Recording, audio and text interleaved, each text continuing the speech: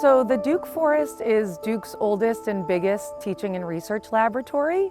It currently covers 7,100 acres across 3 counties, heading west out from Duke's West Campus. Across the forest, there are over 40 public access gates, and at any of those public access gates, folks can come and walk, jog, walk their dog on a leash, even ride their horses along the graveled roads throughout the forest. So there's really a lot of opportunity to walk, hike, bird watch, sit and just be in nature.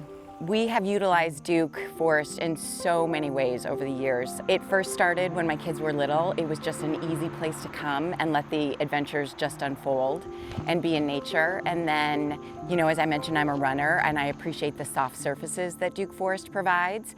And now that my husband and I have recently become empty nesters, we're utilizing the forest in a way that we've never been able to. And that's by taking guided tours that the forest offers.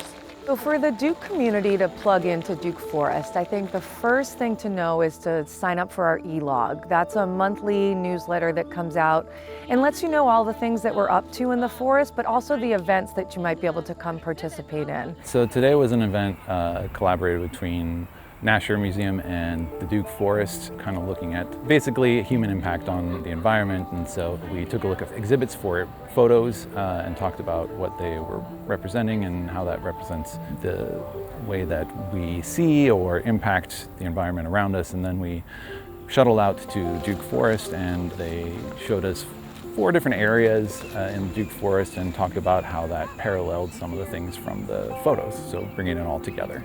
I think I'd say, it's not just about going out and experiencing nature. There was a lot that I learned. It was definitely an educational experience. It wasn't just going out for a hike or anything of that nature. And seeing things like this with the collaboration was, I feel like, a unique experience that I don't think I could get anywhere else. There's a couple of long-running volunteer programs that folks can engage in. There is a period where you apply to those. It's usually in the early spring, but you can come out and be a community scientist with us, or you can come out and be a forest steward with us.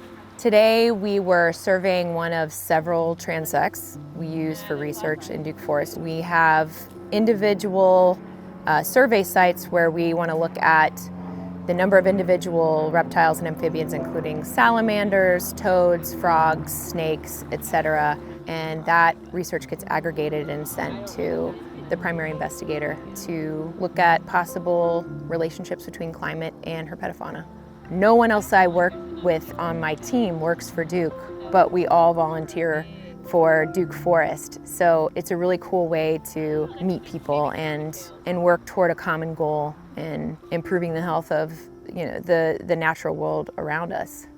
I think what I always say about the Duke Forest is that it's one of Duke University's most enduring legacies, not just for teaching and research, but again, because it's protecting over 7,100 acres in a really rapidly growing area.